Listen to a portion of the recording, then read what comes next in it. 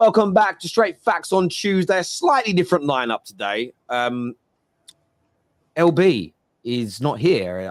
I hope he's well and safe. I don't know whether it's because United dunked on them in the FA Cup or I don't know what LB's reasons are for not being here today, but he is not on the show. We're joined in his stead by the brilliant Dan Lawless. Of course, Potsy's here. It's Tuesday. How are you both, gentlemen? You well? Yeah, man, all good. I mean, it's different to see LB in hiding. It's as if something happened at the weekend they didn't want to talk about or something. Do you know what I'm saying? It's bizarre. Too soon. I know. It's crazy. I mean, I don't know. He'll probably say he's got to take the missus somewhere or he's got to drop someone to the airport. But I just have a little feeling deep down inside he's embarrassed. So that's the narrative we're going to run with. Yeah, that is the narrative. He's not here to defend himself, but so be it. Exactly. Do you know what I mean? That's his fault. It was just weird. It was 3 minutes after the full-time whistle. We messaged saying, Terry, I'm not going to be. No, he didn't. It wasn't that soon. That is a lie. I am fabricating somewhat. As you can see, still very joyous after what was a brilliant weekend for my beautiful football club. So still happy. The hangover's finally gone, though, which is nice because I was at a wedding Friday, then the FA Cup final. And honestly, it took me 2 days to recover. But it was for a thing of beauty. Loads to talk about today, guys. But the first, and I think the biggest breaking news of the day, we can't not start on it, is Maresca to Chelsea, done and dusted. What do you make of this, Potsy?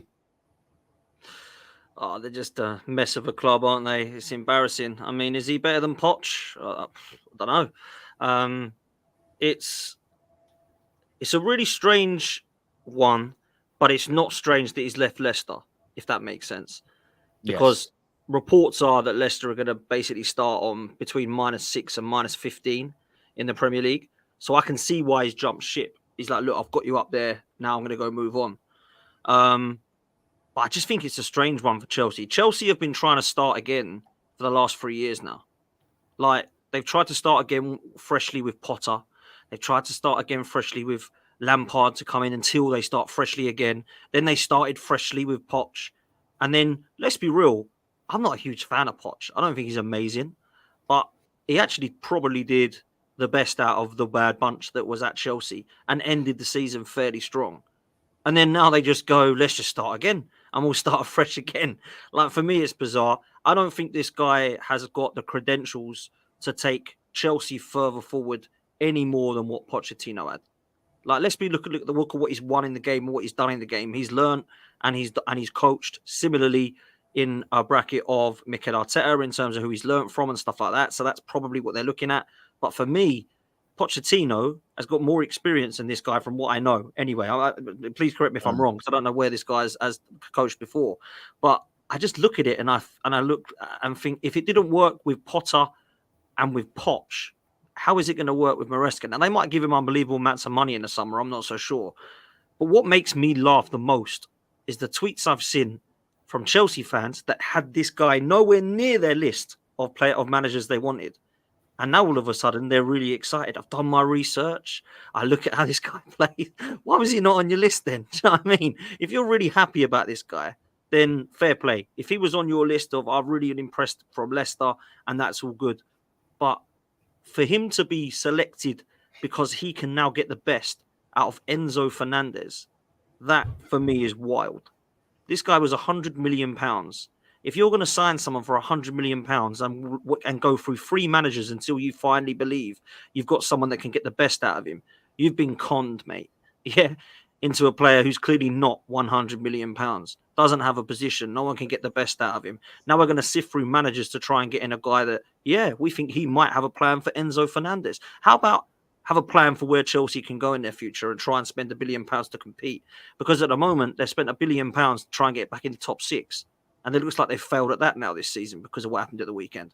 So if I'm honest with you, I think it's a mess. This, for me, is honestly a case study of how not to run a football club. It is an embarrassment. They are a disgrace. And just lastly on this, the Chelsea fans are hilarious, by the way, Because only 2 years ago, when Roman left, whenever that was it 3 years ago, nearly now? I said to the fans, "Are you going to have patience now?" Yeah, we're going to have patience. We understand this Chelsea is not the one of Roman.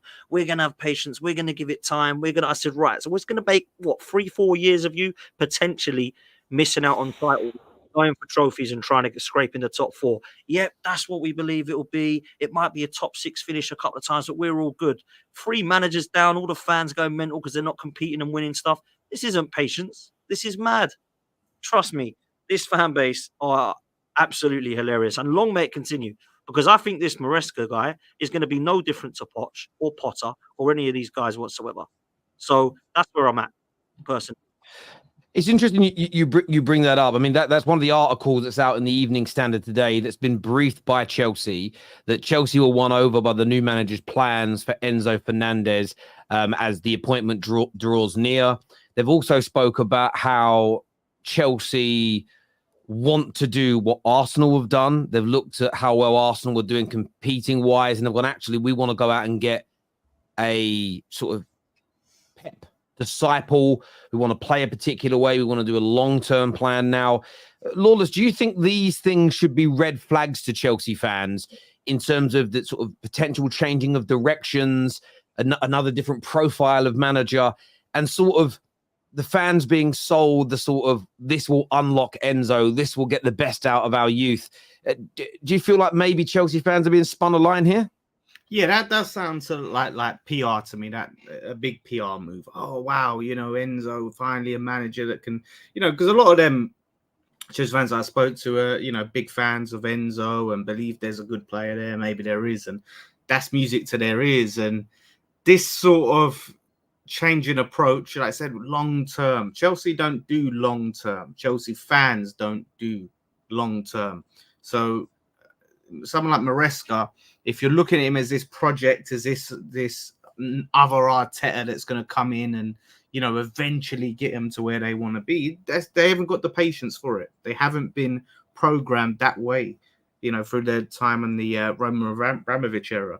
But I think he was Pellegrini's assistant at West Ham, so he was at West Ham, and I mean, to be honest, that was some of the, and I'm not saying that he gets the blame, but that was some of the worst football I've seen. And I've seen David Moyes and Big Sam.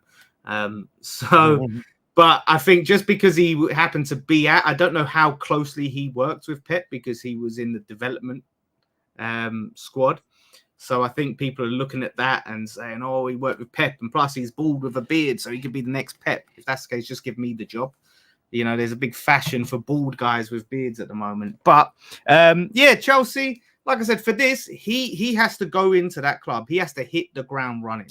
It has to be immediate success on the pitch, because if it doesn't, there's going to be no, we'll take a season to go backwards to then go forwards. Again, that's not how they can say it all they want, but we're going to hear the same old stuff. If they start losing games, then it's not the players, it's the manager.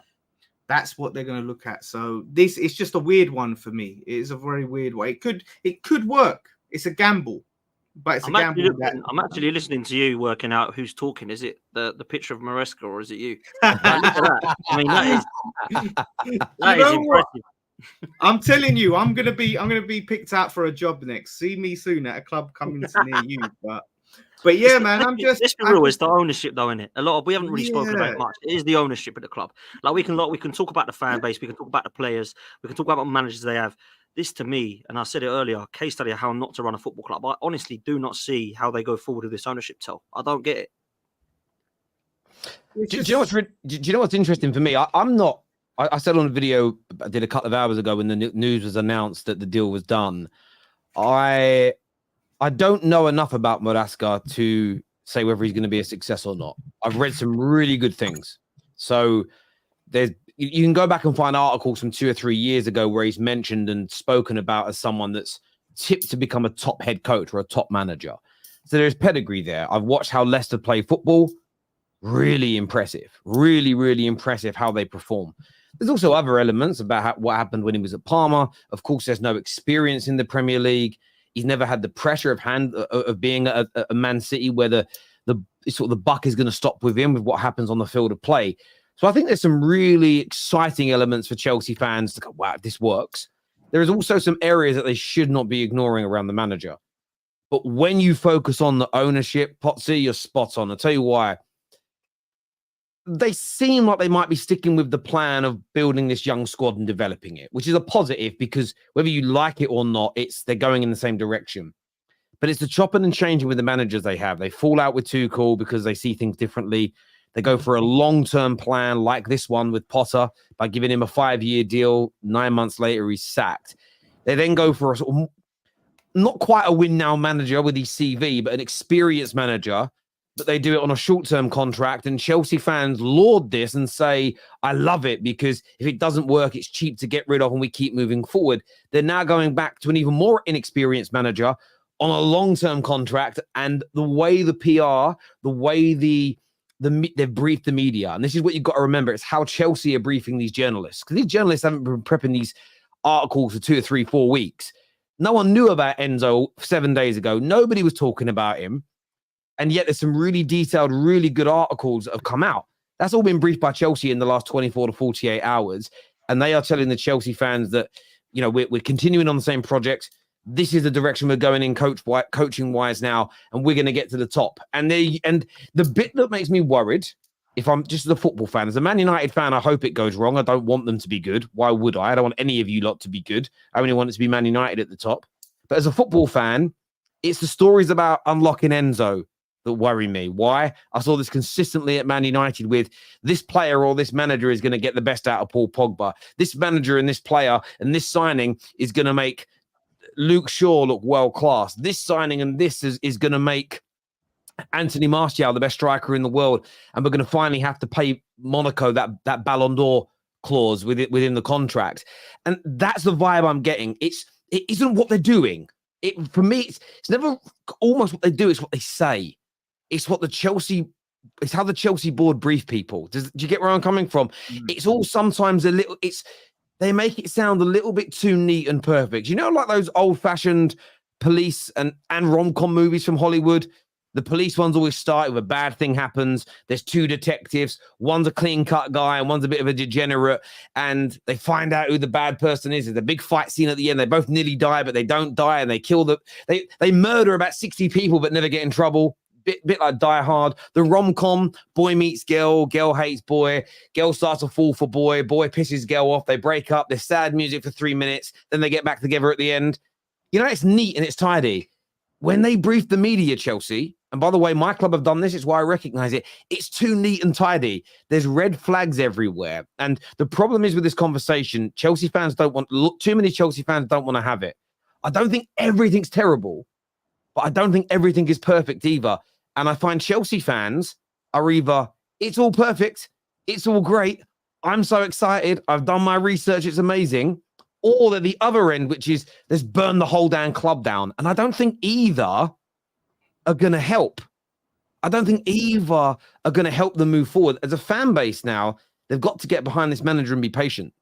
I said this the other day when they were linked to McKenna, and it's exactly the same with this guy.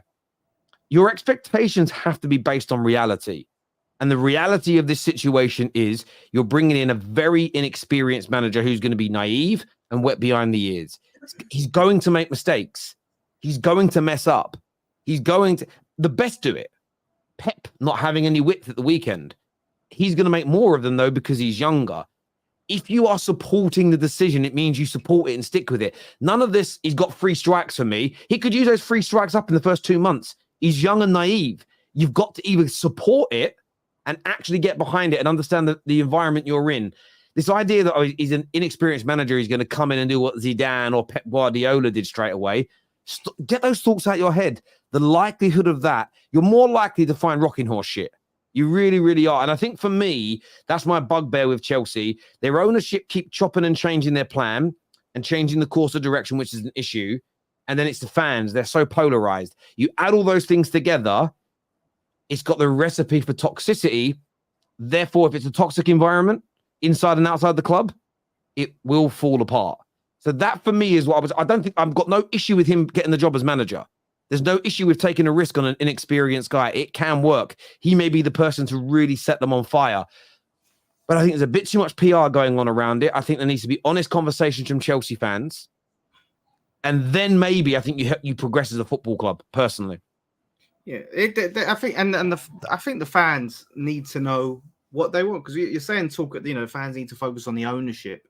What are they asking for the ownership? What do they want them to do? Terry, you've been very clear about what you want from a Man United ownership. You want, football people in place making football decisions, get a manager with a style of play, get players in to fit that style of play and back them over a period of several windows, right? You're clear. Chelsea fans, it's every season we've seen now. It's right, we've got this new manager, young manager, new project, hype. Doesn't go the way they want in the first 6-7 months, manager out. Board acquiesce and they go cave into pressure and they go with the fans. New manager comes in, different profile, same thing. And like I said, it's a cycle. So what are you asking for your club? I've always said the same thing as you've said, Terry, about your club with my club. I want director of football deciding the style of play, deciding the signings, head coach coming in that plays a certain way. That's what I want. But for them, again, it's just the same loop of this needs to come in, it needs to work out. If it don't, manage it out. So they can't blame the ownership as much as we don't agree with what the ownership are doing. If the ownership are doing, what they're doing is in line with what the Chelsea fans have been asking for, quick changes, this don't work, rip it up, then it's not going to change. So how do they want their club to be run? I think that's the frustrating thing with Chelsea fans. This Maresca guy, can you give him? And I've always said this. People go, "Oh, you're West Ham, so your expectations are different." But I always say, look, give a manager one season and then see how it goes.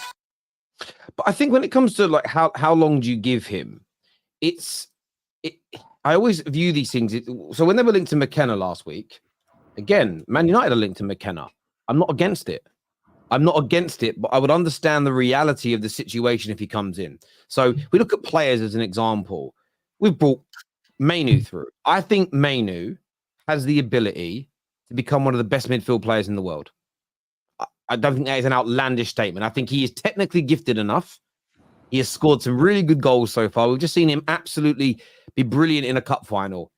I'm not saying he is one of the best in the world. I think he's got the ability to get there if he keeps working hard and if he keeps developing. So, but my expectations for him game to game right now in this moment in reality is not that of the best midfielder in the world, because I understand that it's going to take time to get there. There's going to be trials and tribulations, and there's going to ebb and flow in form because he's young. The same could be said about young and up and coming managers. Every now and then, Zidane has done what he did at Real Madrid. There are still question marks over that in the sense of, well, he's not done it anywhere else. He's not managed since. And he had one of the greatest squads ever assembled in football history. I personally think he's a brilliant manager, but that question mark remains. You've got what Pep did. First club was Barca. Made some fundamental changes, made them the best team in the world, arguably the greatest club team ever. Dominated at Bayern. What he's done at City's been majestic. But these managers that walk into their first job at a club with the size of Chelsea or beyond, I know he's had a year at Leicester and a short stint at Parma, but I think the example still remains true. The likelihood of him being a Pep straight away is crazy. It took Fergie managed for a number of years before he became the Aberdeen manager and before he became the Man United manager.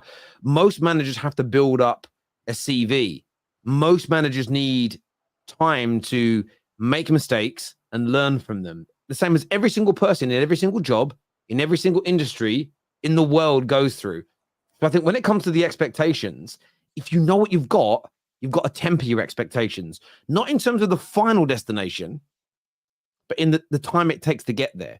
If Chelsea fans, as a general rule, have the win something big year one or you're gone, then he might be gone because Arsenal are ahead of them, Liverpool are ahead of them, Pep and City are certainly ahead of them. So the likelihood of winning something big year one is very, very small because of where they actually are in reality. So I think Chelsea fans, if they are genuinely behind this, have got to drop, as I said, any notion of 3-strike rules.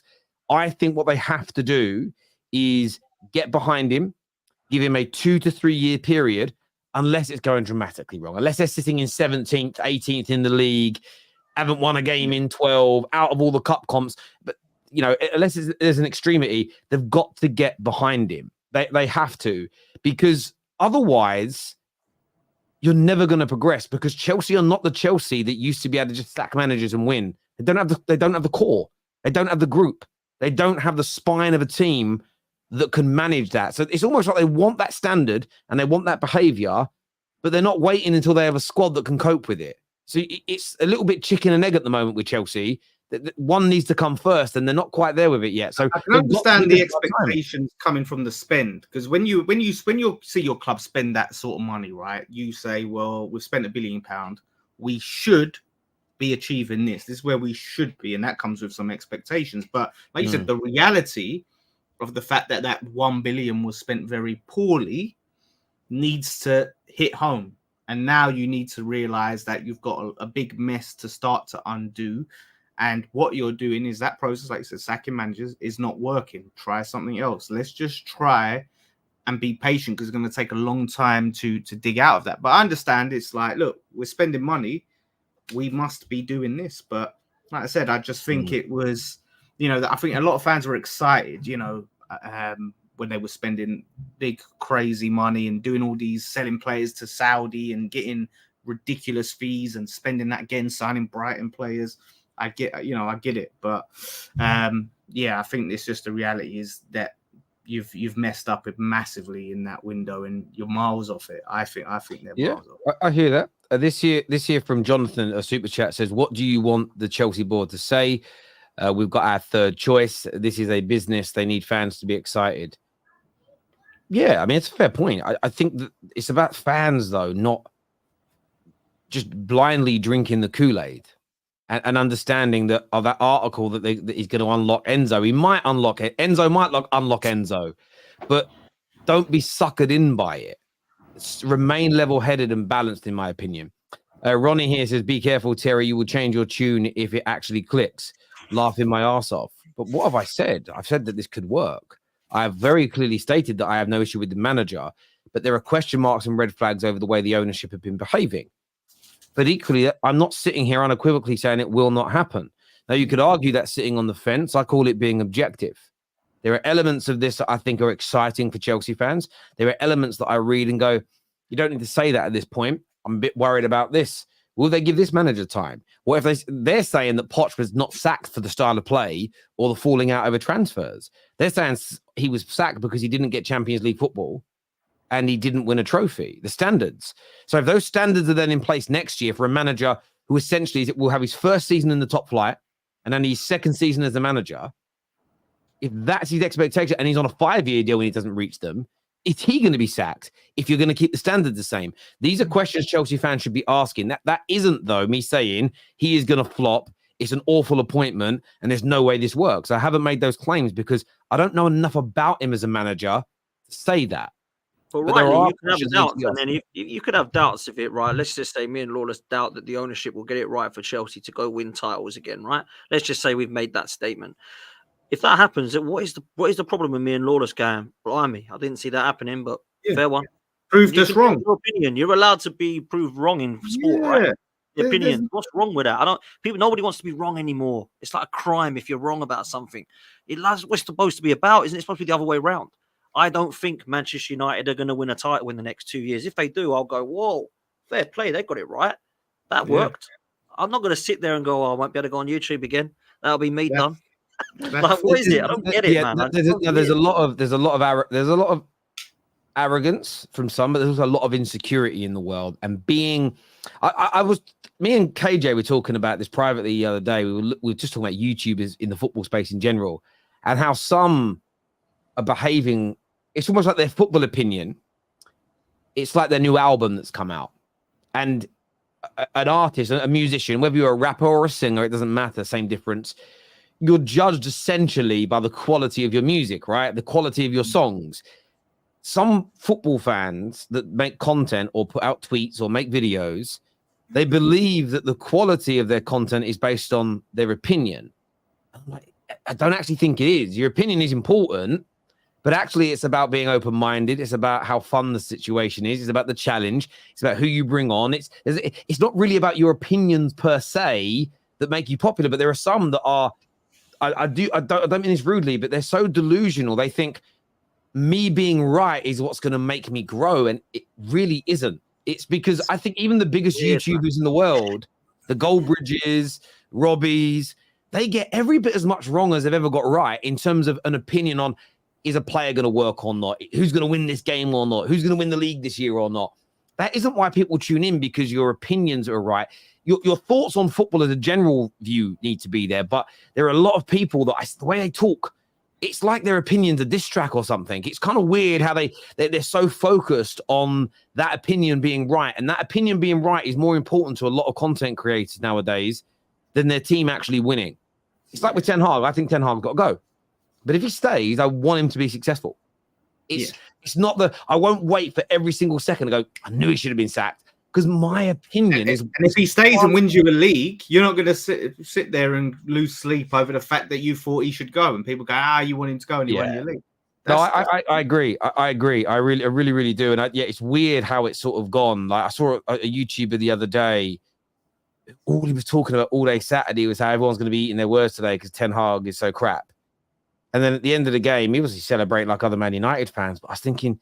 Like those tweets earlier, what was even the point of them? You predicted we'd lose, and then you were slagging people off that were hopeful we would win, and then you joined in with us anyway celebrating. Like you didn't need to go in on people. Like the fact that, like when it comes to a footballing opinion, I don't understand, and I used to do this. I don't understand why people get personal about it either. It's a football opinion. It's Lawless thinks Enzo's going to be good. I think he's going to be bad. I don't need to dislike Dan because he thinks differently to me. It's mad the way it's gone, but as I say, it's a little bit crazy out there these days. It really is. This super chat says the pressure is more at Chelsea rather than Man United because they invested so much in the squad in one season, like Enzo, Mudryk, and so forth. Do you guys think it's a more pressure job going to Chelsea than it is Man United? I mean, I understand because what he's saying is because of the spend is you can say, well, look, you've got £1 billion squad. You should be doing more. Where you look at Man United and you see their squad, of course, over time they've spent £1 billion, but on paper, they're in, I think, a much worse shape. But it's not Maresca's fault that, managers before him have spent all of this money. So therefore, he should have these lofty expectations. Like I said earlier, the money was spent poorly. So, but yeah, I can't say you can look at that and say expectations overall are higher at Chelsea than Man United just because of that. The pressure is there from the media and the fans, and I think the spotlight is bigger on Man United. And no, I'm not talking about Lee Gunner. Lee Gunner isn't a Man United fan. Why would he be tweeting about Man United? You don't listen, bruv. I'm not talking. I was talking about a Man United fan. It was weird, crazy, and he's not a YouTuber. I don't know what you'd call him. But he's not a YouTuber. That said that. Yeah, I get the pressure that's there. It's definitely one of the hardest jobs in England at the moment, the Chelsea job, because as you say, interestingly though, if Chelsea fans who say that Arteta hasn't won an FA Cup because it's in Emery's squad. If Enzo does well next season, then you'd have to praise Poch, right? If Enzo wins the trophy year one, that's Poch's trophy, right? Or how does it work now? But do you think one thing I do think is beautiful about it is the way Chelsea have been very forthright in briefing the press that they are copying your model, Potsy. Well, what do you make of that? Yeah, it's mad, really. They spent most of the time slating it. Oh, phases, project, process, and then, I think I'd quite fancy a process now. It's like, what's going on here? Like, this is mad. I don't get it. Like, I've always questioned it myself. You know that, right? I've always questioned the process. I want to win. I don't want to take another 5 years to win. But now Chelsea are looking at Arsenal and they're like, maybe that's what we need. Now, I don't know why, personally, because we haven't got across the line yet. So, maybe we will next season. I hope we do. But I think if you're spending that much money, for me, if you've got £1 billion, I'd rather go get a win now manager that has a CV that says I can win and go and bring in some players that can win now. How long's the process been, Potts? Because it was 5 years. Can you see Chelsea fans? 4 years. Yeah, 5 years. Can you see Chelsea fans going that long without winning? No. But you ask them, mate, and they're like, yeah, we get it. We totally understand. We're not under Roman anymore. act like it then, because you don't. You're chucking managers away. You're chucking projects in the bin. Like, it's mad. I don't get it. Yeah, Like, honestly, I look at that squad and I think it's all right. I think it's whereabouts it should be. I think that top six was fairly good from Poch. That's about what it should be. But you speak to some of the Chelsea fans, they should be pushing Arsenal and City then. Next season, they should be third at the very bare minimum. Well, because I look at and they'll tell me Gusto, Reece James, Fofana, Badiashile, Caicedo, Lavia, Enzo, wait till he bangs. I'm still waiting. Wait till he bangs. Mudryk, Palmer, Jackson.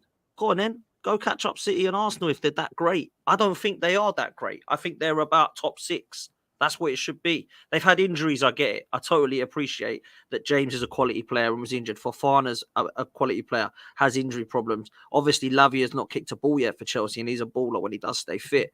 I get that. I don't think that that's the reason that they've been so shockingly bad. So, honestly, man, like, the Chelsea fans will get rattled like this guy. Danny's nervous. Watch out. We're back. This is what they told me when Potter was here, though. And Poch...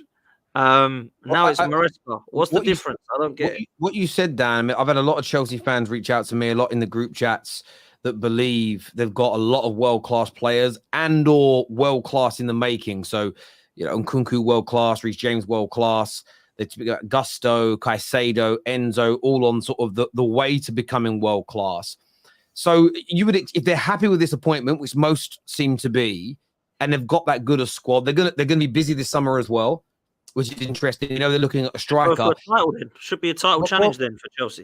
I think Chelsea's expectations are going to have to be higher based on if the squad's that good and it's the right manager. There's also a story that's come out today that Michael Olise could be Enzo Maresca's first signing. It says Chelsea will push on with plans to launch a massive summer move for Olise.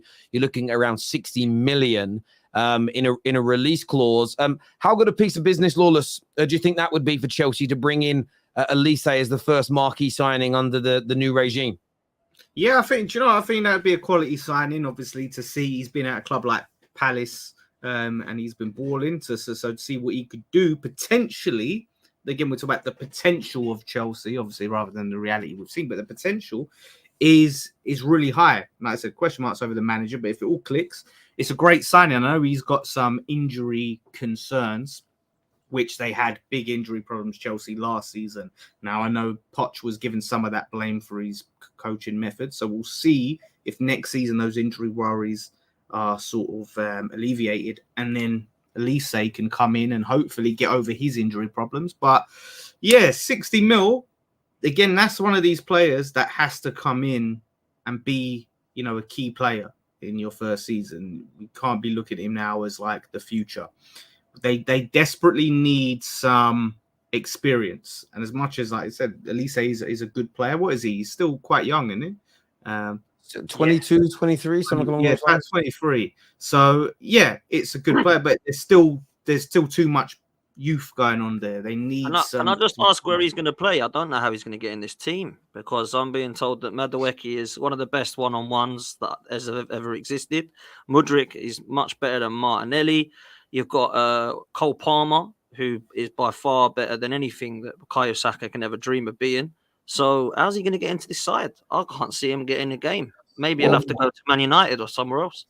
Chelsea is certainly an option for him because they want him, but so are Man United. But the talk is, again, from Chelsea fans and from the media that have been briefed, that Enzo, their new manager, is going to play. It's 4-3-3 that he plays. If he plays 4-3-3, I don't see where Enzo starts unless he's starting in the team over Nkunku, because in a 4-3-3, what Nkunku's going to have to play off the striker or on the bench. Cole Palmer's going to have to play on the right-hand side of a 4-3-3. I don't see him playing central midfield. He's not a central midfielder. He's an attacking midfielder or right winger. The midfield I get would be Enzo, Lavia, Caicedo, if everybody's fit. So I do agree that based on the way that they say they're going to set up and the quality they already have at the club, if that quality is at the level they say, if I'm Man United, who are also linked to Olise, I'm saying, look, we've got a whole right-hand side that is essentially yours if you want it, for you to sort of step into and be the main man in, as opposed to being behind Madueke, being behind Nkunku, being behind Cole Palmer. He would definitely be ahead of Mykhailo Mudryk. Mykhailo Mudryk, I wouldn't be surprised if he went this summer. He's been an absolute disaster of a signing. Could play 4-3-3 with a 10. What's 4-3-3 with a 10? You mean no number 9? A false 9, I think they mean. Because if it's it must be a false 9. Because a 4-3-3 with a 10 and 2 in midfield is a 4-2-3-1. But there isn't a great deal of difference between those formations anyway. People get bogged down on them. But listen, I think Olise is an excellent talent. I would hate for him to go to Chelsea, but I think there is a real big question, Lawless. Like, where would he fit in? Like, where would he actually play? Yeah, we need to see as well, like you talked about Mudryk there. What are their outgoings going to be? Who is going to be surplus to requirements? Who are they getting rid of? And yeah, if some of those players, they are looking to go, say they do look to get rid of Madueke for some reason, and he just don't fit into how the manager plays, or he's not the best option, then yeah. But if they're just going to start stockpiling young talent again, then it shows they haven't really learnt their lessons. So that's why I know they're in the Conference League, so there's a lot of football to play this season. They need a big squad to attack both the Conference League and the Premier League. We found out it's not easy. We suffered in the league. Maybe that's what they're doing. They're building a big squad to win that Conference League. Unfortunately for Chelsea, what's happening is they're turning into Arsenal a few years ago, and they hate it. They don't like it, and they're throwing their rattle out the pram. That's what's happening. When Arsenal were finishing 8th and 8th, they're now finishing 12th, and where were they, like 10th most of the season, scraped into 6th, and then they sacked their manager for that. Bizarre, but there we go. They're now turning into it, and they're wanting a process, and they're wanting a little bit more of excuses. As, we need a bit more time, please. Don't give us any pressure. Want a bit more time and a bit more of a project and a process.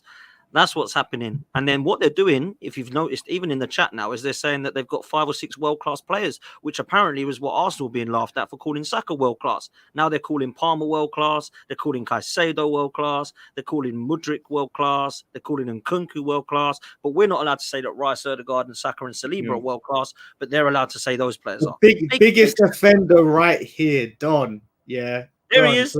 There he is. I said... Maresca worked under Pellegrini at the start of the show, and I said that's not a ringing endorsement because the football was trash and our second season was a disaster. So don't use that as a hype, mechanism of. I've got a question for Don as he's watching. If you sign Olise, because he's a first team player, who drops out your first team in the new 4-3 formation? Is it because he doesn't play on the left, Olise, so he can only play on the right? Who drops out your team? Because that means Palmer drops out, right? Or Palmer gets moved to the left.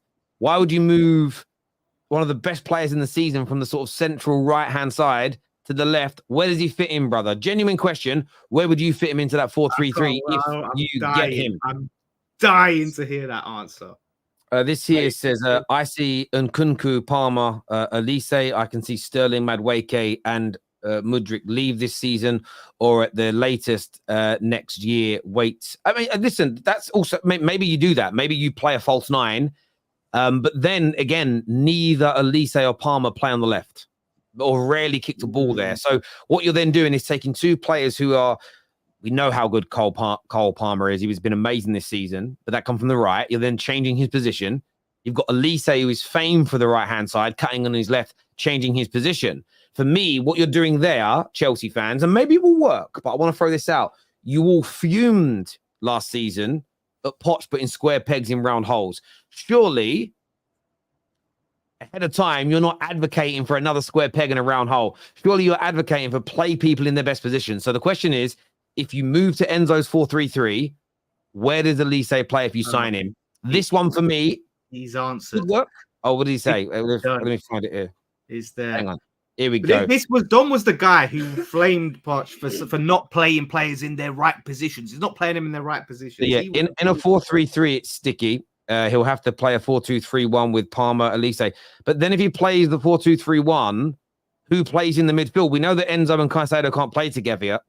You said that Lavia, Don, you want to see him in that single 6 role because that's where he excels. So are you then going to sacrifice Enzo or Lavia? Because Caicedo's got to be a shoo-in how he performed in the back end of the season. So what happens there in your opinion, my G? Again, do you want to hear your opinion? Look, I'd hate Olise to go to Chelsea on a personal level. I'd love him at Man United. But the question is genuine. Where does he play? for me, the way it reads right now, he's going to be on the bench. And that's not a problem. The only thing I will say, just slightly, as a Man United fan, I think we can use that to our advantage to get him. To slightly defend the Chelsea situation. Not that I like defending them. Wow, that's a big 180. I know. They do need a squad. So it ain't just about 11 players. Having said that, I think the best starting 11, I think it could be very, very tricky to get all of them in. Because like you say, you either mess around with the front three or you mess around with the midfield three, and one or two of them are going to miss out and get very unhappy. So, yeah, man, it's going to be interesting. The thing is, I said this the other week on the show when we were talking about Olise to Arsenal and Man United, and I said it makes more sense for Olise to go Man United because he's going there competing with Saka. I don't see the point of him going there to try and be a bench player. He should go where he's needed most. So even though it might be good for Chelsea to stockpile this talent, I don't think that's going to be good for Olise if he's not going in there as a club that clearly needs him for a particular position. So they can get excited what they want. If he's smart, he rejects that. If they can't clearly tell him, yeah, look, we need you for this role. But maybe you do this, and I think this would be more sensible. Caicedo, Lavia, Palmer in midfield. But you sort of play the 4-3-3, how Odegaard plays the 4-3-3, and Palmer is very advanced the whole time. And then you just do what I would do. I would, if I was Chelsea, I'd sign Olise, put him on the right. And I'd probably do that with the midfield. And I'd say to Enzo, you're holding bench, bruv, because he ain't good enough right now. So that's what imagine that the player that the new manager was going to unlock, the new coach was going to, he's just benched. That actually makes the most sense. That actually does make the most sense. That there, Caicedo, Lavia, Palmer. From what I've seen, that makes sense. And then obviously you got Olise one if they do get Olise. But for me, man, it's crazy. Like imagine that, Enzo. Do you think it's a lot? There's been reports that the ownership push players on managers in terms of you've got to play him. Do you think there's any truth to the ownership saying you've got to make it work with Enzo, you've got to make it work with the expensive signings, and they almost force Maresca into playing them? I think it's feasible. I mean, we were hearing reports. When was it? We were hearing reports about Bowley going into the changing rooms and all of that stuff. So, from their mind, this was our star signing. We want to get the most out. We can't have this star player sitting on the bench. We're paying him a big wage. We paid him a big transfer fee. So while there's no clear-cut evidence, it's very believable, especially from Todd Bowley. Yeah, certainly. This here says, sorry, we've done that super chat. We played 4-2-4-1. Palmer played same role as Dewsbury Hall has this year in the most advanced midfield. Fair play. If that's what you think it will be, fair play then, my brother. You'll get them all into that team. That makes sense to me. The pressure is more on Chelsea right now rather than Man Utd. Sorry, already done that super chat there. So this here from Zane says, first Liverpool hired the Dutch Craig from Anfield Agenda, and now Chelsea are hiring the Argentinian Dan Lawless. It won't be long before Spurs hire the Greek Dan Potts. Speaking of Tottenham, breaking news. Have you seen the breaking news? No. Tottenham are in advanced talks to keep Timo Werner at the club for one more year. What? I thought we was going to hear some big signing. Wow. Oh, my God. Wow. Timo Werner. They are brilliant, aren't they? They are the gift that keep on giving, man. It's beautiful. I mean, yeah, keep him. He's been quality for them. Keep him. That is what we want to be seeing running down the left-hand side at Spurs, let me tell you that. Son, he can't do it anymore, so you're looking at Timo Werner. Fair play. Fair play. I mean, again, they need a squad. They do need a squad. We saw last season what happened. So if they're keeping him and the deal is right, or whatever the situation is, it's still alone, then yeah, okay, as a squad player. But if they're seriously looking at him as, a key player for them next season, and there's not going to be many other signs, that's poor, because they really need to get some key players in there, and he's not that guy. Squad player. I don't think he was terrible for Spurs, but he didn't pull up any trees, did he, Werner for Spurs? So no, it's just one of those weird. It's funny, right? They think that's worked. I can't believe they think that has worked. They're like, yeah, do you know what? That's what we've needed. That's managed to get us into the position we need to be in. It's worth it. It's honestly crazy. But you know what's So you really think he's funny? not bad as a bench player though for that? Like he hasn't been bad as like just a squad I don't think player. he's proven to be good for them, no Lawless at all, has he? Do you think he's been proven to be good enough to be a squad player even? I think he's That's it. The problem with Werner is he runs fast, but there's no end product. He's just a sprinter. You might as well have Usain Bolt. You might as well put Usain Bolt out there. He'll have the same end result. But Spurs fans always make me laugh. I can take the banner of all the other teams that fit inside the traditional top six. But I remember the beginning of Ten Hag's reign, which hasn't gone exactly how we wanted it to. They were like, we're going to win more trophies. We won 2 more trophies than you again in a time where you still say you're better than us. It's just a thing of beauty. It's just an absolute thing of beauty. Spurs fans to even banter anyone about trophies, that is embarrassing. Like that is there's serious chest there. I mean, that is delusion. If you're ever going to at least say we've got a better player than you, like, do you know what I mean? Or at least have a debate. Not we're going to win a trophy because you don't. That's just not what you do. You're allergic to trophies, man. It's scary. Ashia says, Terry, do you have any insight into whether it's possible United won't be able to play in the Europa League next season as Nice are also in it? So on that, it's a really good question. But because Man United won a trophy, the FA Cup, to get into it, that's considered like a trump card. So it's better than their 5th place league position. So we would get, if UEFA rules one of the 2 teams can't play in the same competition, Man United would get the space, so we guaranteed it. But Girona and City can play in the same comp. The RB clubs can. I think it's just not even fear-mongering from the media. It's, they'll structure both clubs in a way where they can play. They're not stupid business people, so I wouldn't really worry about that too much. On Man United, boys, obviously, really big win at the weekend, beating City, picking up the FA Cup. Ten Hag's future is still up in the air. There's been a lot of briefings stating that he's going to go. There's been a few others saying their club isn't going to rush the decision. But although many people think it's done and dusted, what do you boys think the club should do on Ten Hag? It's a tough one, isn't it, Ten Hag? I mean, you can't argue. Like I said in the group chat the other day, 2 seasons, 2 trophies. Like, okay, you got to look at the wider league form as well. You can't just take the trophies into account. But if there are no clear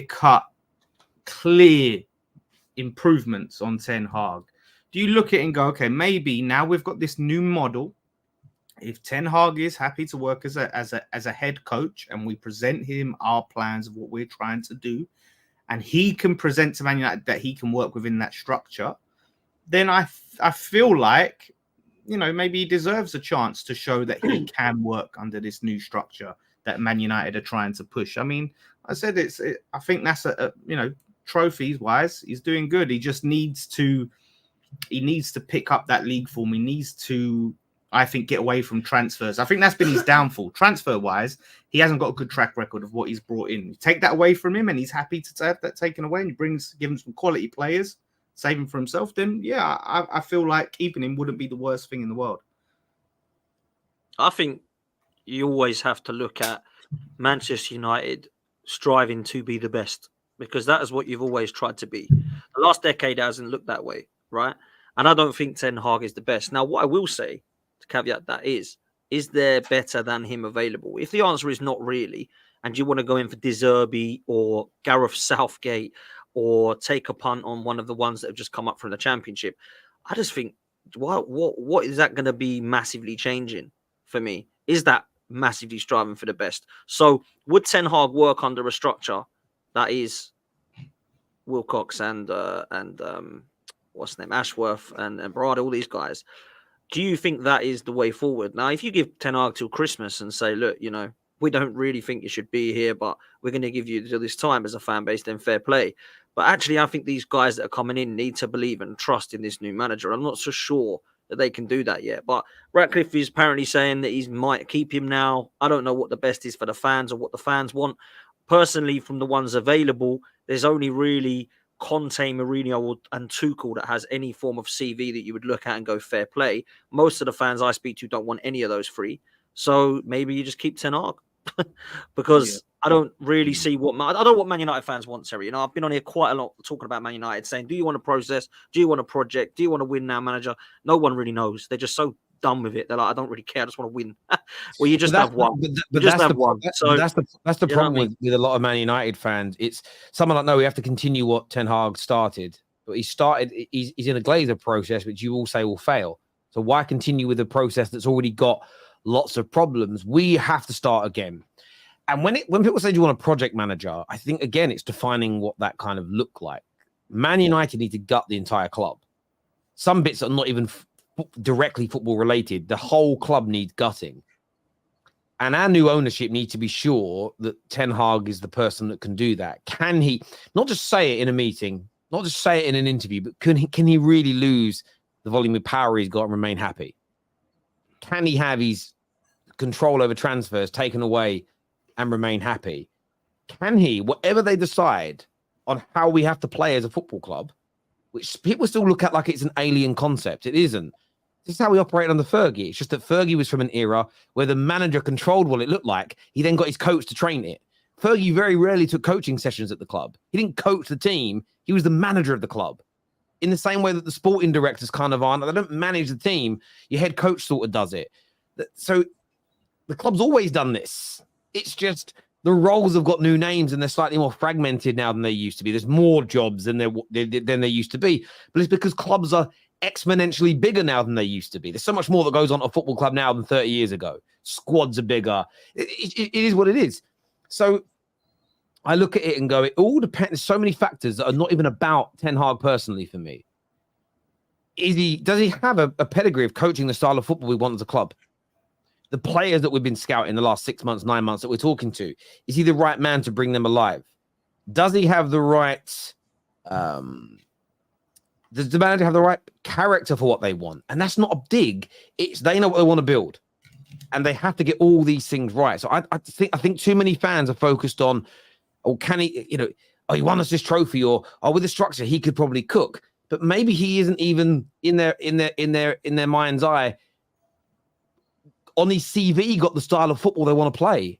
And that makes sense. Again, if you buy a restaurant and you want to make the best steaks in the world, I want to be the best steakhouse imaginable. But you buy a restaurant that currently does a bit of steak, but it's a bit of a pub restaurant where they do a lot of everything. But you want to be known to have the best steak around. But your chef is okay at steaks, but nothing special. You might go, do you know what? I really like him. He's a good chef, but he's got to go because I want to go and get a world-class steak chef in. There's so many multiple factors to this. Do they know how they want to play? Because we spoke about this before, Terry. They're looking at different profiles of manager, different brands of football. It's a really good question, and a lot of people have said, well, there doesn't seem to be any continuity with that. So therefore, my view is, I think there's a name or two on the list that we're not even seen yet. We did it with the CEO. Nobody mentioned Omar Barada's name, and then he was picked out the bag as an example. And I'm hoping we do something similar. But for me, out of all the managers we're linked to, the only one that I really want is Zerbi. I think there's a very talented manager in him. I understand the question marks that hang over his head. I do. But I believe he'll deliver at the highest level. I believe he'll get us playing excellent football. I believe that he will make us a much better team. The question marks are there as to whether or not he can get over the line and win trophies. Now, when it comes to cup competitions, Ten Hag has demonstrated that he can do that. But your bread and butter is how good you are in the league. Why would you rather Zerbi over Tuchel? Is it just because of style of football? Or because style of football? So again, that's me having a personal preference. But as I've said all along, and this is again when it comes to these conversations, everybody's so emotional about them. My feeling isn't personal about Ten Hag or Tuchel or Zerbi. It's how I would like to see us play football. But I know there's risks with what I personally want. But as I've said since day one, and I know we've done many shows together, boys, I will back the decision they make in the sense of I will get behind it for a prolonged period of time and support it. So if we go for a Tuchel, and this summer we sign 5 players, 3 of which are already very established, my expectations for us to get into title races and to win major trophies will be a lot quicker than if we hired Zerbi and we strip out a lot of our experience and we buy up-and-coming players. I'll eventually want us back in the same position, but the speed of which it takes to get there is going to be very, very different. And the example I give is this: if you two both start in the gym at the same time, you're going to eat the same foods, drink the same drinks, and sleep at the same time. But Lawless is taking steroids and Dan isn't. My expectations is for Dan to get bigger and musclier Lawless to get bigger and musclier before Dan, because there's a variable. So if we bring in a Tuchel and we sign experienced players, that variable means I want to get to the end result quicker than a less experienced manager. And that's what I'm going to do. And I just think that there's not enough Man United fans that are being objective. I saw Goldbridge the other day, and I respect his opinion, say that it'll be Ineos out if they get rid of Ten Hag. But you're ignoring multiple other factors that could lead to him losing his job. Maybe Ten Hag says, I don't really want to be the manager if I'm losing control of the transfers. Therefore, the ownership say, well, we've got to let you go. How can you be Ten Hag out for that? You need a board and a manager that see eye to eye, see things from the same. And Man United fans are ignoring all of the multiple factors that can go into this. And they're just saying, if I don't get what I want, I'm going to be angry. We've got to drop that. We've got to. Well, the one thing we have at the club now for the first time in a decade is skilled and trained football decision makers. We've all been asking for it. We have to get behind it for a period of time. We just have to. That for me, if I was a Manchester United fan, would be the most exciting, is what are these guys going to do to this club in terms of what they're going to bring in? Because let's be real, Tel, you would agree with this, I'm sure, because you're not one of the deluded bunch. You've spent an unbelievable amount of money, but look at what it has been spent on. It is an absolute mess, right? Even 80 million on Maguire, people will look at Maguire's mentality and say he's not the issue, but that was an amazing amount of money to spend on a player that really was not worth that much. Anthony could be thrown into that bracket as well. You've really got quite a lot wrong as opposed to them right, and that goes back across most of this decade, to be fair. I think that's the biggest excitement I would have, is that these people coming in are actually footballing men. So people will then start to compare. Do you know, for example, when Arne Slot come to Liverpool, everyone was like, oh, that's Ten Hag. I kind of disagreed, not because I don't think he's like any better or worse than Ten Hag, but actually the structure at Liverpool is completely different. And that's why I think the next appointment that you do make, whether it be somebody that Ten Hag is replaced by Ten Hag, I think you can actually get behind more, because the people in charge now actually know what they're doing. And it isn't just, hi, mate, you're apparently quite a good manager, aren't you? Yeah, there's a load of money. Do what you want with it. Oh, aren't you going to help me? No, not at all. Yes. You're going to do what you want. That is not going to work. And I think for me now that it is going to work, and you have Ten Hag, if it is Ten Hag to say keep him, and you say, right, this is what we're going to do. Exactly right. And the reason why I say people have got to be objective is you always get the same people saying keep Ten Hag. Look how long it took Fergie. Are the same people that won't be objective if he goes. If, for instance, we employ a manager that's going to need time to build, if we're going to strip out all the experience and start again as a football club, my point of view is this: we don't know what we don't know. If the club decides we're going to strip out all the experience and rebuild it up from the ground, we believe that's the quickest way of getting back to the very top, then I'm going to get behind it. But I know it takes a little bit longer. And there's the comment that come through, and I respect Johnny, watches a lot. He says, nah, Terry, I'm much older than you, and your mindset is not good. I'd love you to specify what you mean by my mindset is not good. Because I'd love to have the conversation with you about it. But I believe my mindset on this situation is right. I'm going to get behind whatever I've got my wish, boys. My wish was to have football decision makers running my club. So I'm going to get behind. It doesn't mean I won't challenge. Doesn't mean I won't say I like that or I don't like this. But it means I'm going to get behind what they're doing. I think we've made the most important appointments at the club. I think the appointments of the Dan Ashworth and the Baradas are more important than the managers, because that's what we've had missing. There's no point having a good manager and good players if the club has no foundation. So for me, that's what I'm focusing more on. We will know Monday if we can play in Europe based on reports. Yeah, I've just seen that from the Telegraph. They said that Man United have until Monday to satisfy UEFA that both Man United and Nice can compete in the Europa League next season. That will be sorted out. Like, I'm not even worried about that. Interestingly, what is that all about then? What is that then? So essentially, there are rules within UEFA where if you've got owners if you've got an owner of, say, Man United that also owns another football club, on paper they're not allowed to compete in the same competition. Okay. But there's a way of doing it where you, in terms of who's on the boards and what percentages are there and stuff like that. But because you've got City with Girona next year will be in the Champions League, the two RB clubs have both played in the Champions League, so that's doable. But what's really interesting is Man United and Nice can get each other in the group stages. That'll be an interesting one. I almost want to avoid them just because if you end up getting them, you know that's going to just open up a massive can of. But yeah, that'll open up a massive can of worms, especially if we win both games. Oh, is it cheating? We're cheating. If you was somehow, blocked from playing in the Europa League this season, does that mean Chelsea would go back into Europa League, Newcastle would go back into the Conference League, or would they'd have to find some solution. That can't happen. They'll sort that out so both can compete. Same if Man City and Girona and Chelsea and Strasbourg, all these type of things that they're going to sort it out. There's enough politics that goes on. And let's have it right. Let's have this right. Man United are the biggest team in the Europa League this year. If we drop out of it, someone sent it through to me today because we've actually got a good chance of winning it next year. If we improve, how I hope we do over the summer, you sort of look at the teams that are in it. No one drops down from the Champions League anymore. Oh wow! Okay, we dropped to the conference, but we won't drop to the Conference League. It'll be Nice because the rule I read about it yesterday. The bylaw, because we won our country's Premier Cup competition, that puts you above a 5th place finish according to the bylaw. But I think it should. Yeah, you look at the teams that are in Champions League format. No one jumps down. You just go out. So no one drops down from the Champions League anymore. So you've got Roma that are in it, and Porto, Rangers, Spurs, Lazio. I'm not saying they're all rubbish, but you look at the size of these teams.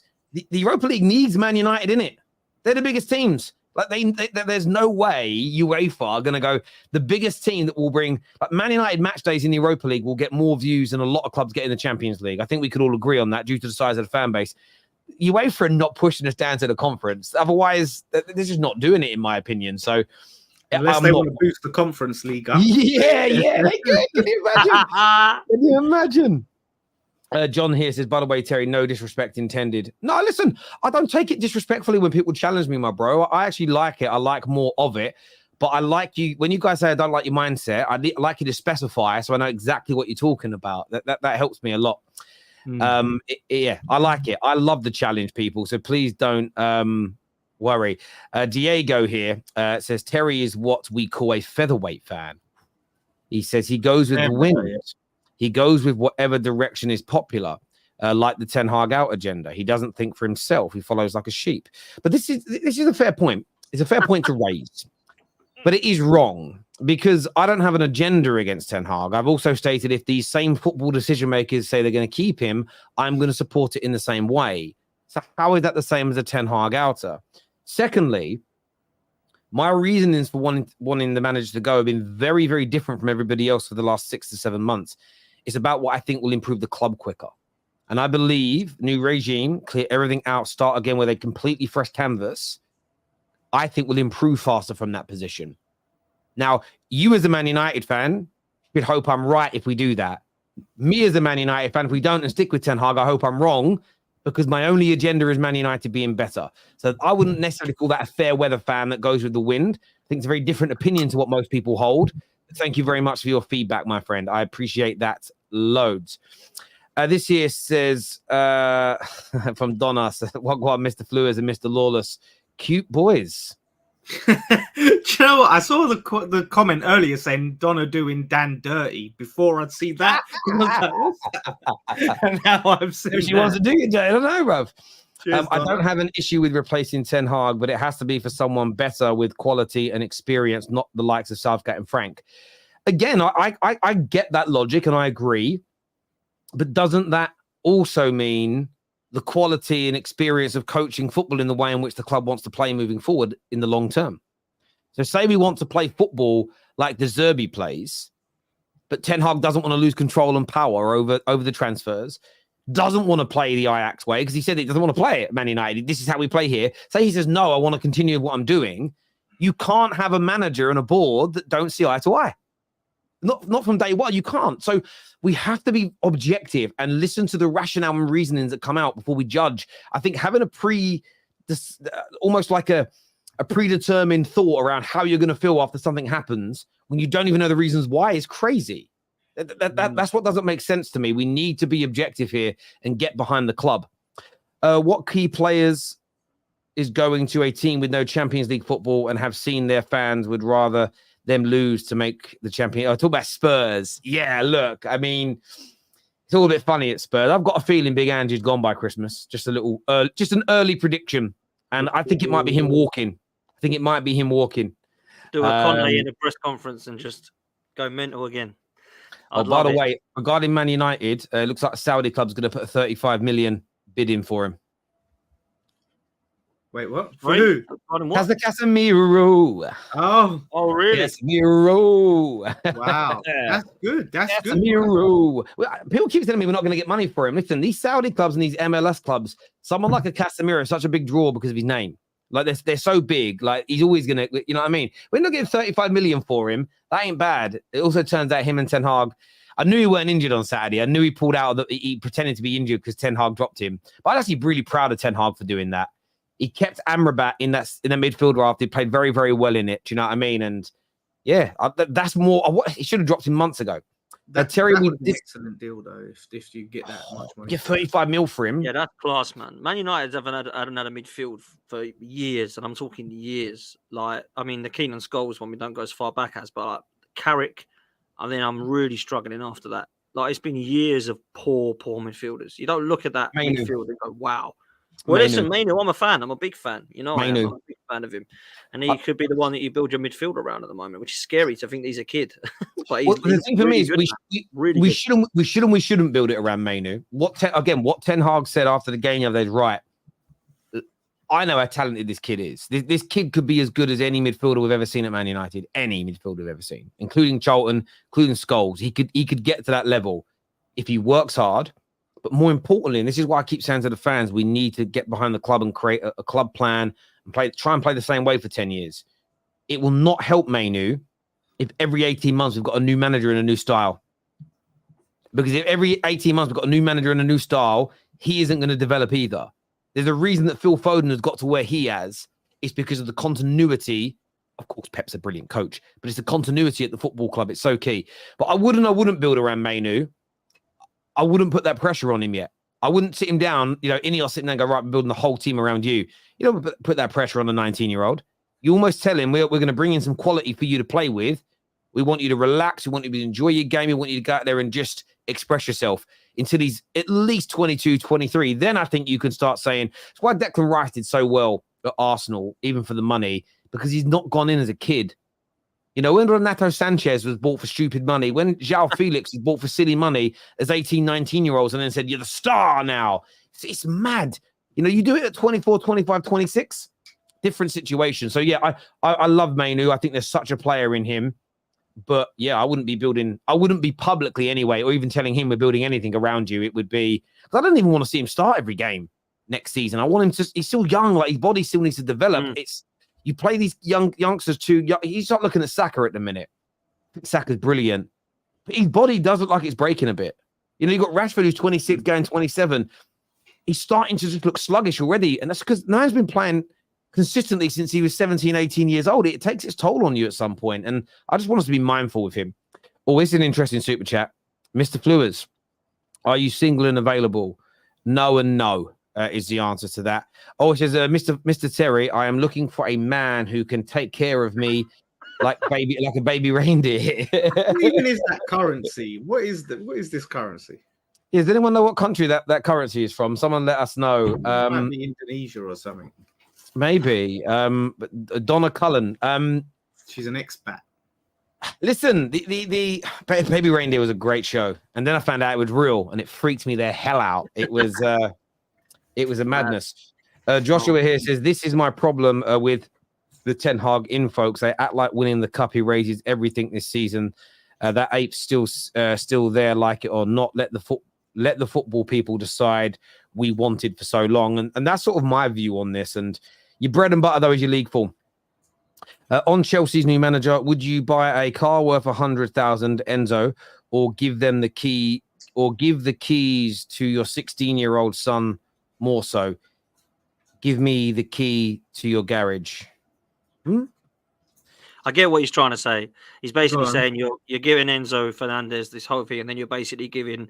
So what he's saying is he's quality, but he's not being managed the right way. So you've got a brilliant car, but you're giving it to a 16-year-old to drive. He doesn't know how to drive it. That's what he's trying to say. I think. Yeah, okay. But correct me if I'm wrong. Yeah, correct me if I'm wrong. Yeah, that sounds right. That sounds right. You're giving this quality player. An inexperienced manager, which again, I don't know. I think he's wrong, but I think that's what he's trying to say. Nabil says all Ten Hag outers have have a miserable next season. I'll only have a miserable season if we're not doing well, mate. You were Arteta out. Well, I can't ever be Arteta out because I'm not an Arsenal fan. And you said Arteta should go with other managers. See how wrong you are. Take the L. Well, Nabil, what's really interesting is that you unsubscribed from the Football Terrace 2 years ago and sent me very abusive private messages when I said they'd become a scary team. Now you're telling me that Arteta's doing a very good job and he should be staying. So which of that is true? I will always admit if I get something wrong. I won't do what you've just done, which is pretend that you didn't and start throwing L's around. I was wrong, in my opinion, about Arteta needing to be sacked when he was sort of 18 months, 2 years in, based on where he's got them to now in terms of being title contenders. But that doesn't change what I believe is the general rule in that circumstance. When you look at the form that Arteta was going through at that time, the vast majority of managers in Premier League history don't recover from that point. So just because one person has bucked that trend doesn't make the general rule incorrect. As an example, you know, there are certain things in life you can get away with sometimes. You know, if you ride your car without a belt and have a crash and you don't get hurt, that doesn't mean riding a car without a belt on isn't safe. It isn't safer than not. You know, that's what I would say there, Nabil. My overarching opinion on a manager and form and your consistency of performances doesn't change because one person has bucked the trend. You know, I'd have to see that trend bucked on a regular basis by most managers that are struggling for me to turn around and go, do you know what? We should just blindly support all managers through bad periods. Mr. Flewers, I'm an executive at Tottenham Hotspur. Yeah. Do you know what though? But I know that Donna Cullen is now. He said that. That's the Donna Cullen at Spurs, who I think Daniel Levy knocks off. I think there's a woman there that he has a little fun with. Oh, abusive, playing the victim card again. I'm not playing the victim card because I don't feel like a victim. I'm just saying what you did. You were abusive. I didn't get upset by it. I just sent back laughing emojis at you, bruv. But me not being offended or sad doesn't stop what you said from being abusive. Thanks for the super chat, my G. But remember, you're always free to actually come on and put your face on camera in the bill. I bet you won't. For Daniel, are you excited for West Ham next season? Yeah, I am. I guess it's similar reasons why you're excited for Man United. It's finally a new process, moving from managers to a head coach process with a football man signing the players and in charge of the players. So as much as I weren't super, all in on Lopetegui, I'm excited. Apparently, we're trying to get all our players in early as well. We got a player just about to sign. So yeah, man, I would say I'm excited. There has been a Fabrizio here we go, hasn't we been for the Brazilian dude? Yes, yeah, we've got a here we go, which is good. And like I said, I wouldn't say an expert on him. But 13.5 million euros over 3 seasons, it's not exactly, life-changing money for a club. It's not massive money to spend. No, not nowadays. No, exactly. So I think it's going to be like who is this guy? His name is Fabrizio Bruno. Another Bruno. Yeah. 3 Brunos in the Prem now. Oh, yeah. That's it. But I'm trying to work out, he looks like someone, and maybe it's like a UFC fight. He just looks like someone else. And every time I look at him, I'm like, I swear I know who that person is. Anyway, but yeah, no, I'm intrigued to see West Ham next year. I'm intrigued to see Bowen play in a more progressive team to see what he looks like. And I really am, because then a year later we might buy him. Well, I think we'll have to jump in the queue, mate, and get the big money out. Get the big money. That's what he would be. Huge money. He would be. He really would be. We signed him on a Chelsea contract. Jeez. I think on Ten Hag, you missed the point on him improving connections with the youth in the first team. Just keep him away from transfers and let him focus.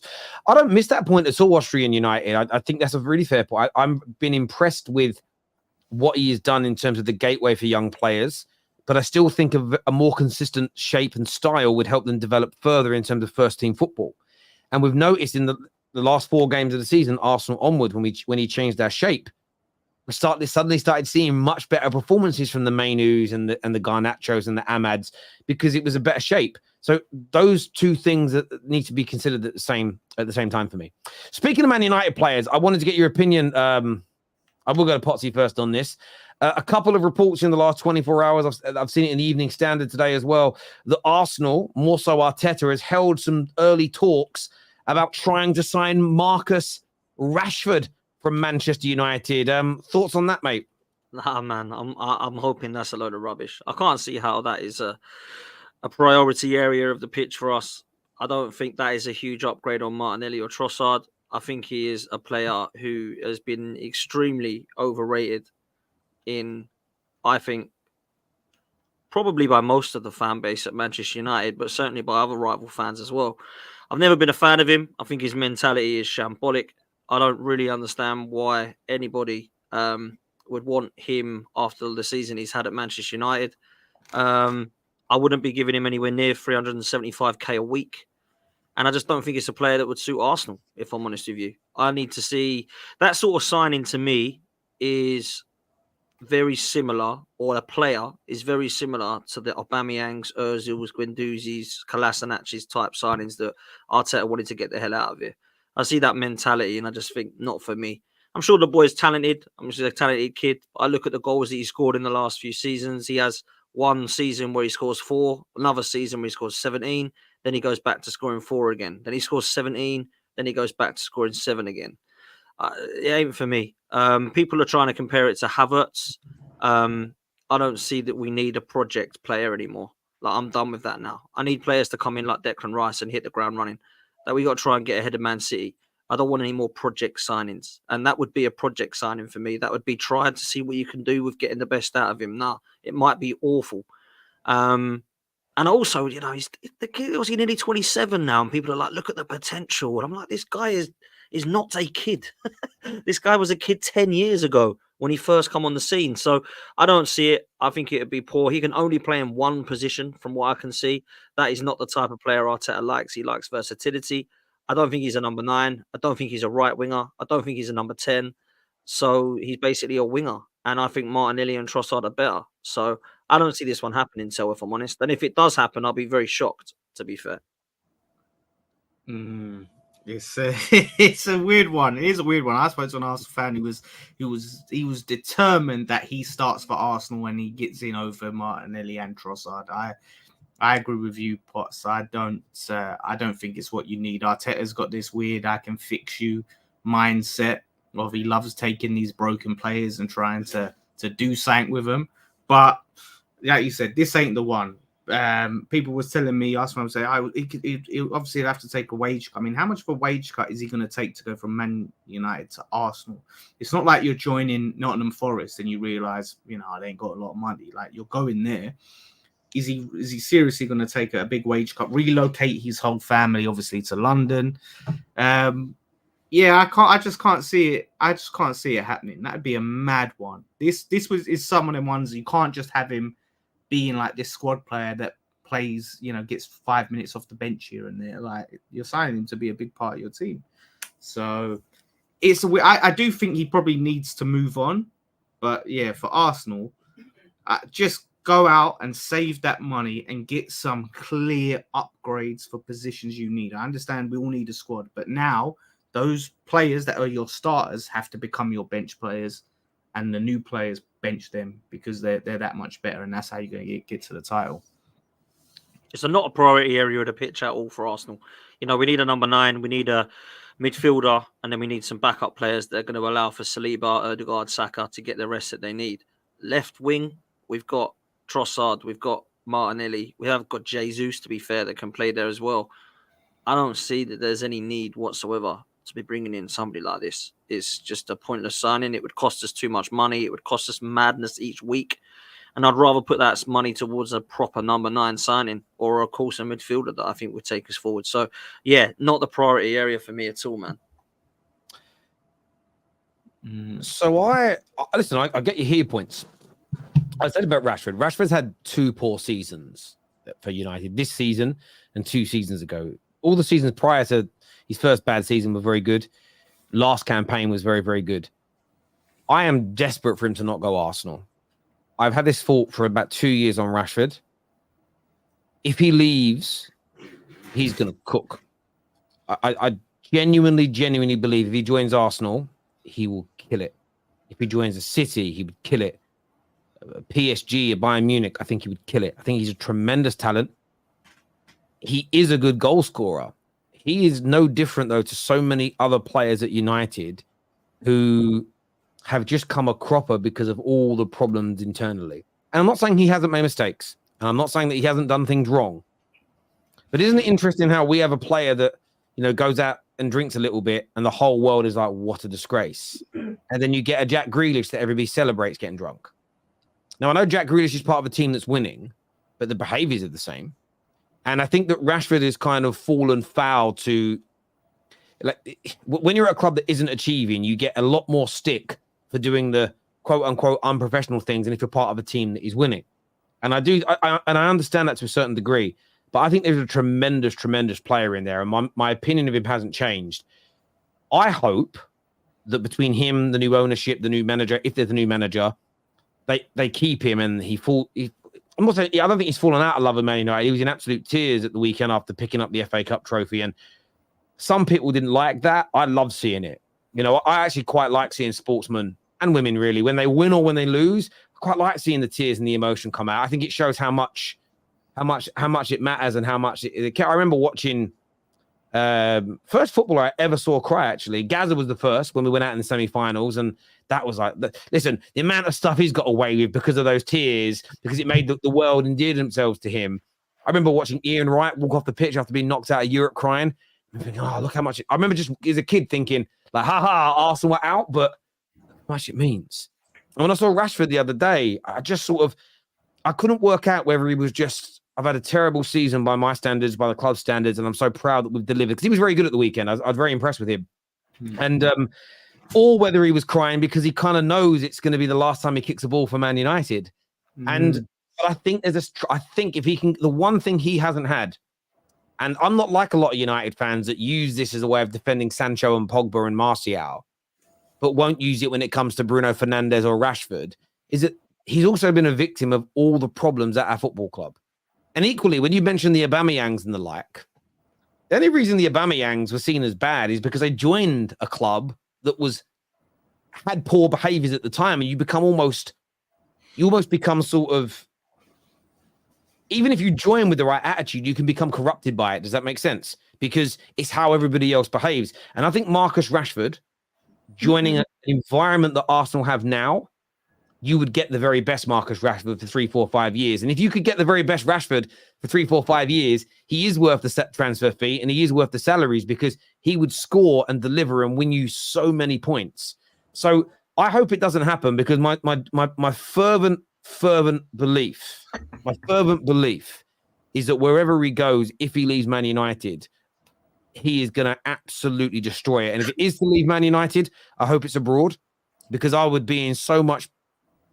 If Man United go on to be better than Arsenal, it wouldn't hurt as much, but it would hurt me to watch him go to Arsenal, score 25 plus goals a season, 30 goals a season, all comps consistently, because I think he's got it in him, but he just needs to be at a club that's got the right mentality, that's in the right space to help him do that. I think he's a tremendous football player. I really, really do. Interesting. Look, you know him better than me. You know him better than me, so you're watching me. He sold you now, Potts, didn't he? Look, he's got you excited, didn't it? You know what? I was thinking this, right? Because someone put in the chat, and I agree. It's like Terry's trying to sell me a motorbike that's beautiful to ride, but the wheel's going to come off eventually. And it's like, when is that wheel going to come off? Bro, I am a top-class salesman, I'm telling you. I know how to do it, but I'm being genuine. I wouldn't want him. I stand by it, but I understand why. I understand as well why Manchester United fans look at it and think, wow, when he's good, he's really good. And it's so frustrating. We haven't got the consistency from him, because I get that he's everything you want in Manchester United, right? But really. Sorry, go on. Sorry, finish. No, sorry. I was literally finished. I literally stand by what I said. I would not want it. I just think there's a problem with his mentality. I don't think it's a baggage there, isn't it? Yeah, I think there's too much work. I think that what we need is someone to come in and go, right, he's ready now. Boom, boom, boom. If we were growing and we were trying to get into that top 4 and we were trying to go next level, I might look at that and go, "Cool, that's a good signing," because you know what, he can grow with us while we're trying to get somewhere. But I don't think we're at that. But I think he is. I think he is ready. So listen. I understand your points. I think they're logical. I think they hold water. 100%. I get them. It's all about why you think someone's not performing. Now, some people think he's been inconsistent the last couple of years, good, bad, indifferent, because that's him as a player. Now, of course, if you don't rate him as a player, that suits your narrative. You can go, boom, there we go, I was right. But I think the reason he's inconsistent is the same reason why a lot of players at our club have been inconsistent in the last decade. And why the vast majority, barring Paul Pogba, because he got an injury and then a drugs ban, have left the club and gone on to do much better elsewhere than staying here. Whether you're talking about Chris Smalling or Darmian, look at all the players that leave Man United and look good elsewhere. Look at all our players that play internationally. Bruno Fernandes, he actually finally got put back into his best position for Man United in the last 2 months and he's killed it. Watch him over the last 18, he's been really good, to be fair. Watch him over the last 18 months for Portugal. Different football player. Absolutely different football player. He looks like a different human being. You wouldn't even think it's the same person if if you could change the way his face look and blur it out, you wouldn't think it was the same football player. And so much of that is Man United. We hurt and damage so many players, especially for their form, because we don't have a great system. We don't have a great shape. It becomes problematic. I think that he is ready to go into a team that's got a great structure, that's very well put together, where the club at its core is in a good space. I think he's ready to go to the next level. But I understand why people don't. And this would be my opinion if he goes to Arsenal. It wouldn't be met with the same pushback as Kai Havertz. I don't think it'd be met, but there'd be similarities. But within 2 to 3 months, there'd be a lot of gooners saying, "Oh my God, Arteta, thank you. Thank you." It would be another one of them because I think he'd just kill it. And that's why I absolutely pray that Man United say, "Look, Rashi, if you're going to go, you're going abroad or you're staying."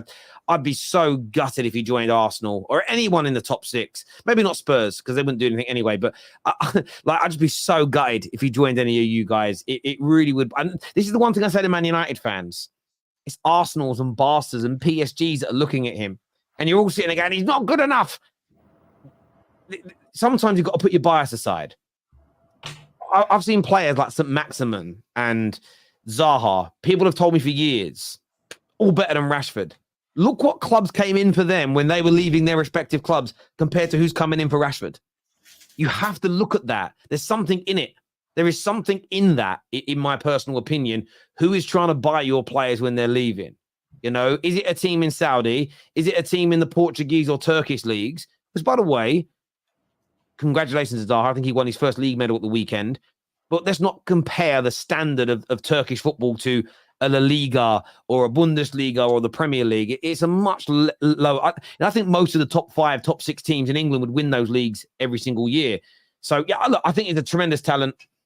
I think he might still have to leave Man United if there are problems behind the scenes. But I hope we can fix him at our club and get him back to his best because I think he's phenomenal. But he has just suffered at the fact that he hasn't had a great system and a great club around him for the past decade, which, I truly believe this. If you gave KDB to Man United 6 or 7 years ago, he would have gone down the same route as all the other players at our club. He wouldn't be looked at as one of the best Premier League midfielders ever. Rodri would have flopped at Man United. They all would. They all would have done that. So that's why it's so hard for me to single out so many of these players, if that makes sense. I think Spurs would be a decent move, to be honest, actually. It's a club that he can go in there and immediately start at, with a manager like Ange, who, put his arm around him, and he hasn't got that pressure that he would have now at Arsenal, going into that Arsenal side of, you have to immediately make an impact. I think there's a little bit more pressure at Arsenal right now. So I think that would be a decent move for both parties. Newcastle might be interested. Yeah, Newcastle, stay up north. That could be an interesting one. Yeah, them sort of clubs. Look, maybe he could go Arsenal and become the superstar that I think everyone thought he would go on to be. But yeah, I just think he needs Arsenal more than Arsenal need him probably at this time. Yeah, I get that. By the way, Fabrizio has just tweeted Tottenham are set to announce their first signing of the summer. Timo Werner staying on another loan, so it's done. It's pretty much done. It's an exclusive Fabrizio story. Well, let me give you this option. Timo Werner or Rashford, Dan? You can only pick one of the two for Spurs. You can only pick one of the two for Arsenal or West Ham. Who are you going with? It's a no-brainer. Listen, it's Rashford, obviously going to be, but it's going to be Rashford. But loan for Timo Werner, what, 35 mil for Rashford plus 375 grand a week? I'm not saying they're anywhere near the same player of quality, but it depends on what they want. again, not a bad bit of business for Spurs. And I hate to say anything bad because it's a loan and it's a squad player, and so it's not going to massively affect their transfer budget. Chris here says since 2018, Rashford had a league GA of 16, 24, 20, 6 when he was injured for half the season, 22 and 9 this season where he was poor. Him being up and down is a bit of a myth. Yeah, listen, he has the goals and assists have been there, and you got to think, he's 25 now. You go back, that's 6 years. You go going back to when he was like 17, 18 for some of those numbers as well. I still think, imagine if Man United had continually got better and better and again, it all depends on your disposition. There are some people that think that Man United don't have internal issues. They think it's because we've just got bad players, and Rashford's part of that. I think it's a little bit deeper, but I hear you. I can show my face. Also, go back to the messages. It's funny. It's a funny video link, and Qatar versus Sajim, again, spreading inaccurate information.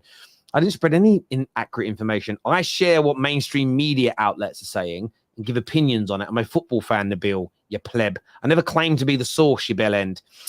What would you choose, FA Cup or Arsenal form next season for 4 years?